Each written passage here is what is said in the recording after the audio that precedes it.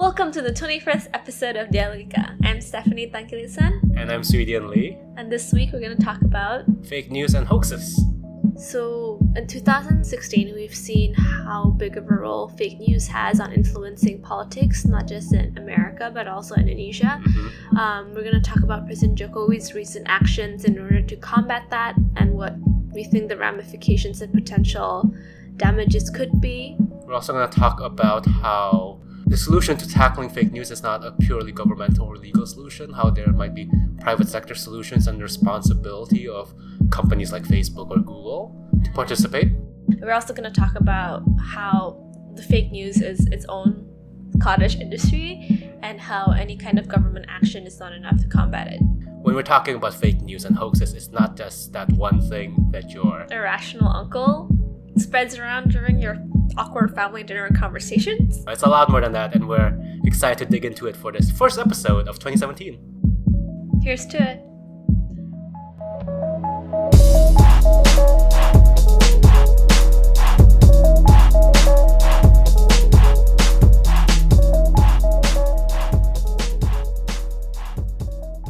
I think 2016 has taught us that fake news is not a fake problem. No, and that a lot of people will believe these things, I think we sometimes take it for granted, the circles we're in, and we think it must be smarter, when in fact there's a lot of regular people who fall prey to these kind of sensationalist headlines. The fact is, a lot of people see something that looks like it comes from a legitimate website, and then they don't check or Google whether or not, this is a real news or a news portal or news website, or doesn't check the truth or authenticity of a hoax. I think we kind of forget what it means to filter out information. We just take, and then spread. People today don't consume news just from, legitimate quote-quote news sources anymore. Yeah. I think both of us can say that we are victims of this ourselves. We get as much news from social media, from my Facebook feed, as we do from newspapers and news magazines. Well, I don't think it's also just an uneducated versus educated people thing. I think also liberals sometimes have the tendency of passing things around that may not be true. Yes, I think usually when that happens, it's a more plausible news story, but at the same time, it still happens, right? Oh yeah, the habit is still the same. But yeah, I think it is. I think we've certainly, 2017, we've reached a point where it's no longer about, wow, social media platform, a different way to interact with people. It is the most prevalent way to interact with people. And so how do we acknowledge that landscape and the pitfalls that comes with it? Right? This is certainly one of them, fake news and hoaxes.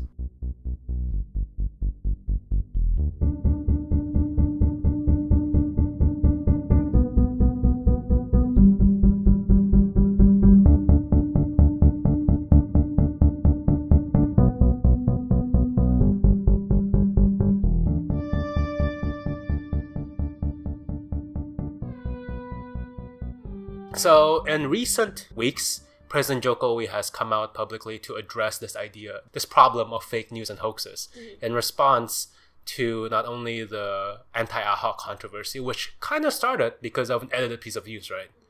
But now also there's a couple of controversies, such as this fake piece of information that says there's 10 million Chinese workers that are trying to take all the jobs from Indonesians, when in fact there's only 20,000.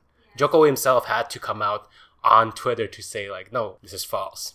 And so him and the Indonesian government has started to find legal ways and creating agencies to start dealing with this problem. I think taking one step back, so essentially the first part is that we have KUHP, which is the criminal law code, right? And our criminal law code, which has been around since very early on, it's actually a modified version of the Dutch criminal law code. So in that law code, you cannot, slander or disseminate false information. What UU ITE does, or Undang-Undang Cyber Laws, which was signed in 2008, what that stated was these laws are applicable to social media platforms and any kind of digital platforms. So it doesn't matter where you put any kind of false news or fake news or any kind of Facebook statuses, right? That counts as potential slander or fake news. Also, intent doesn't really matter. It's just whether or not, you've actually disseminated false information. It kind of broadens the net, right? It's no longer just like, if I want to say something slanderous to Stephanie, in the past, just the act of speech is what can be brought up to court. Now, if I said something on like my Facebook status about, that can now be brought up to court as well. Before, it's much harder to prosecute someone based on what they say in person. Before, it more relates to like, Print publications, putting things in the news, and then any kind of like campaign or ad. So it was much harder. Or if you're like a campaign that badmouths a particular person, then that can be a thing. Yeah. So before the change in laws, this kind of things fell into a gray area. Recently, it was amended again, October, November of last year. And in this amendment, it actually reduced the term from 6 years to 4 years, maximum imprisonment. They also changed that if you're accused of, wrongdoing, you cannot just be imprisoned. So what happened before is like, if you're just being tersangka or if you're being investigated, you're automatically put in prison. So the law has changed such that now if you're under investigation but you're not actually tried guilty, you don't face any jail time anymore. I think they put that, because too many people ended up in jail. And like, it doesn't matter if you didn't disseminate this information. If it ends up in whatever digital space, then you can still be in trouble.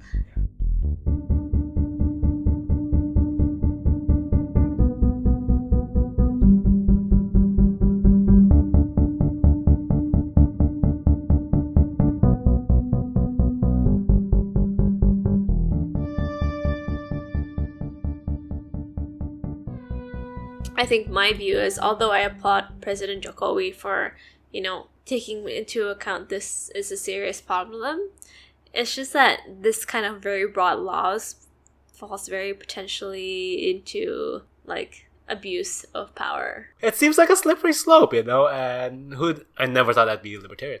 But in this circumstance, this idea that the government should step in on every single digital dispute, I think it might be an overzealous kind of government involvement. I think we're not so sure we can trust the government to regulate the internet in Indonesia. Oh, yeah. One, because we've already seen how disastrous Internet Sehat or Healthy Internet is in Indonesia. That's the Indonesian program to crack down on pornography, supposedly in Indonesia. But what ended up happening is they blocked Vimeo. They blocked Reddit. They blocked Vimeo. A lot of like also sex education websites. Yeah, it just gets covered up. And it's silly. It's always a running joke among people where it's like, wow, healthy internet. Sure. Yeah, it's just like, so we're not very optimistic about the fate of the cyber police that Jokowi is going to set up. So for the cyber police in particular, what they're trying to do is, so one is of course civilians or just anybody can, say that mereka merasa dirugikan or feel they've been slandered.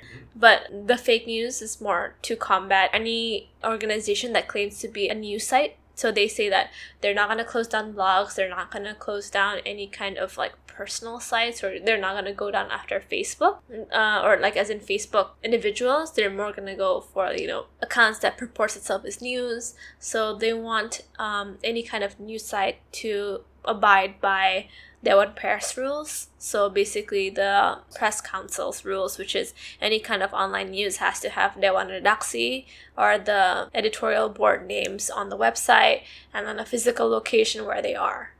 And it has to be properly registered with the Indonesian government. Yeah. I understand the logic where this is coming from, personal accountability and all that. But at the same time, let's say, yes, we can trust President Jokowi and the current administration to not misuse this information. But what's to say if we have a different kind of, government leader and policemen in play, and they're just going to misuse this for their own personal gains or, crack down on websites that criticize them? What's to say that they're not just going to say that, Tempo, you're not being legitimate right here, you're spreading fake news, and then just using this as a pretext to close something they don't agree with. And, this country also has a history of investigative journalism. Being closed down, or at least being diluted, right? Like, Stephanie and I have had private conversations about this, about how, like, we feel that today's Tempo is very different from, like, the yesteryears of Tempo, where they were much more, vigilant with their investigative journalism. Now it's a little bit more diluted. And is that a can that also be a path where, like, even investigative journalism, which is trying to uncover the truth, even if it's potentially problematic for certain people, like, are they going to be prevented from doing their job? I think the thing is with them, they fall under Dewan Pers, and so now the system is if you're an official part of the press, you cannot be prosecuted. You're protected by the press council, so any kind of charges has to go through the press council first. So the police can't just catch a journalist. They have to go claim to the council that this is false, and the press council will deal with that person. Okay, that makes me feel a little bit better, because then at least the official channels for the press is still relatively protected. What I'm also more concerned about is like the civilian implications, right? So that poses a lot of problems for activists, right? Like we know activists who work sometimes solo.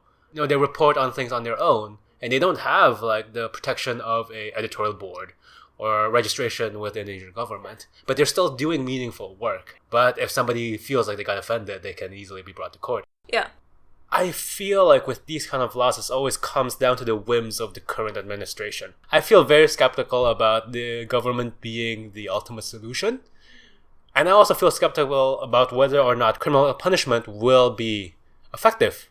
I think they have to accept that there are limitations to governmental actions on this kind of issues. If you catch one, like, this is literally the real life example of a hydra, right? Like, you catch one and you cut off one head.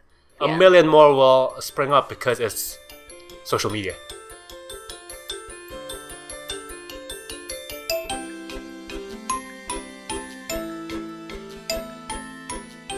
For you guys listening, like, maybe you're wondering, like, why do people fall for fake news? Because we can no longer take it for granted that people aren't gonna fall for it, because people do. I think this is a part of like confirmation bias. There's just this idea that once a piece of news or a piece of information confirms what you're already thinking, you're more likely to believe it, even if it's completely irrational or whatever. If you already believe in that fact, and now there's this thing that supports it, you'll take it for what it is, and you'll spread it as fact. The first impulse is to share something that already accords with your belief. Like, you want to share with other people how there's this one new thing that further confirms what you believe. So you're not going to be as fastidious in checking whether or not something is true if that already falls within your worldview. Yeah. I think part of this is, this whole conversation about echo chambers and how, we get our news a lot of times from our news feeds, which means that we are usually friends with kind of very similar people, or people with the same values or socioeconomic status or views as you. So you're just kind of like, and Facebook algorithms make it such that people who you agree with and whose posts you like tend to show up more in your newsfeed. So this kind of just sets off this like chain reaction where it furthers your confirmation bias, right? So it just creates this division where we can't have the discussion or dialogue that's needed to actually have, a healthy conversation with each other. Not only do we psychologically have confirmation bias, but now there's literally an entire ecosystem externally of us that's supporting that confirmation bias. And that's dangerous. Like, we will end up distrusting every single thing that our opponents are saying, even when they're true, just because they are our opponents. It becomes an ideological battle rather than a search for truth. Yeah. There's this other element, a sociological element called the conjunction fallacy, which I'm interested in, which is this idea that if the fake news that's being spread is more complicated, rather than just a simple, Hillary started Benghazi. Like, if Hillary started Benghazi because of X, Y, and Z, that makes it more likely that people will believe it, because it's simply just because it's more complicated. So they like conspiracy theories. They like conspiracy. They like to think that because it has many layers, that it's more sophisticated and therefore it's probably true. That's really fascinating for me, because I felt like I fallen for that hurdle as well, the conjunction fallacy. Like, I accept that something is much more likely to be true just because it has so many elements. Like, who can make up all these elements? Turns out a lot of people can make up shit. Yeah, dude. You correct me if I'm wrong, but I think part of it is that people think if enough people spread this news, that in itself makes it fact. So basically, there's this quote by Joseph Goebbels, aka the propaganda minister of the Nazis. He essentially said, if you repeat a lie often enough, it becomes the truth. I think that's a problem of the whole genre of fake news, right? That's exactly creating this illusion of respectability to go along with the lies that you want to believe. And once you've hit critical mass where it's like enough people have agreed to it, it's a tipping point. Yeah. It becomes fact. Enough people believe it, it becomes something resembling truth. Lends itself to a sheen of truth.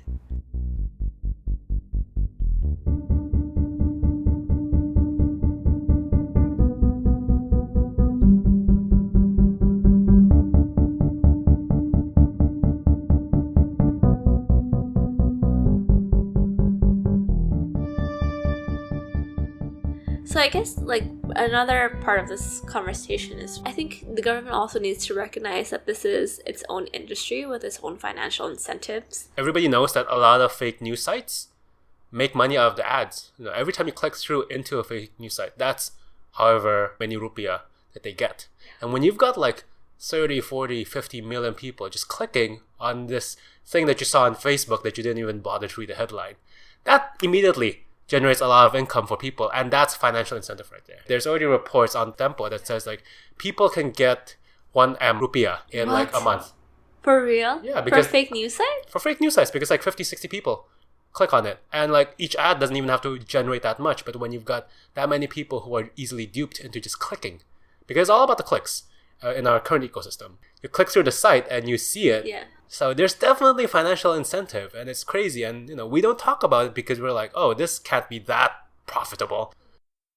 So what should we do, Stephanie? Give up. JK. Starting off 2017 very well. I think first is like acceptance, the fact that this is going to be a problem forevermore. This is not a function of like, this is something we can turn back the hoax on. So there's this movement that Jokowi and other people saying it's like turn back the hoax. And to me, like I applaud the effort and the sentiment, but I just don't believe in turning back time. This is something that is a problem that's going to stick with us from here on out. So you think we as a society have gone past that threshold? Like we cannot go back? Technology and information has made anyone able to create a news site. It's a Hydra thing, right? If you close one down, there's another one that can pop up. Like it's very easy to just create new domain names and just transfer everything there. So I don't think that you can block anything or permanently solve this problem. What you have to do is, one, create an awareness enough that this is a very serious problem, and it's not one that can be solved via blocking. I think, if anything, you need to like start educating people on what is a hoax. What's an element of a hoax? What can help you recognize whether or not something is a hoax? And then, teaching people that a part of their being an individual who has common sense is to Google things and make sure that this is coming from a legitimate source. Yeah. I think there's so many different private sector type thinking and action that has to be done. Not just a government action. I think, for example, Facebook has a very huge role to play in this in the future, because the reason that fake news sites can grow is they are on social media platforms like Twitter, like Facebook. Like these fake news sites popularize themselves through people sharing on their walls and then this getting shared and repeat. It's the cycle. So Facebook has to like legitimately do some soul searching and know that they're have a role to play. So it seems like what you're telling me though is that Facebook needs to fundamentally change its identity from just being a social media platform to something akin to a newspaper or journalistic site. It's not a journalistic site per se, but they can't just say that they're just a platform. If like this is not a time anymore when it's just like people sharing videos of cats or their babies. Like this is something that has real world implications, and so they have an obligation and duty to do something about it. It's a good point. It's now easy for anybody to set up a fake news site. If we let everybody who has a Wi-Fi network and a mobile phone to create fake news sites, it will drown out the credible sources. Yeah, I think there has to be some way where Google and Facebook and people need to have like a Twitter verified type style. Like if you are a legitimate news site, you're credible, then you earn like a verified from Facebook or whatever. And then if you are seriously purporting fake news site, then you can be like, oh, give them a red check mark. Or at least flag it as saying this is potentially Fake news site. But of course, I think a lot of people who work in the fake news site industry are going to be like, is this infringing on our freedom of speech? What if we're making money out of this? You can still say it, but We want to let people who are encountering it know. yeah, that it's potentially not. So that's where I am on my free speech thing. Like, I don't think that people should necessarily shut down fake news sites or like, tell people to not say what they want. It's more about creating systems of accountability and like check and balances within the new ecosystem. Like, I think a lot more thought should be put into how we can make social media platforms and other platforms become more accountable. Do you think it's an inevitable result of a growing democracy as people become more vocal? I don't think it's an inevitable result of a democracy. I think it's an inevitable result of technology. And the fact that technology is so accessible and the fact that people will want to purport like some kind of authority on other people. Mm-hmm. So I don't think it's a function of democracy as it is a function of technology and a function of people wanting to be heard and like to hear things that they want to hear.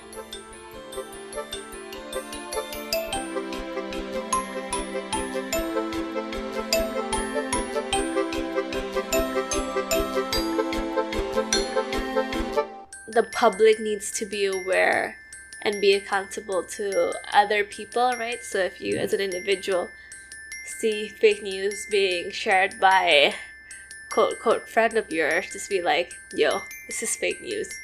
Please Google this.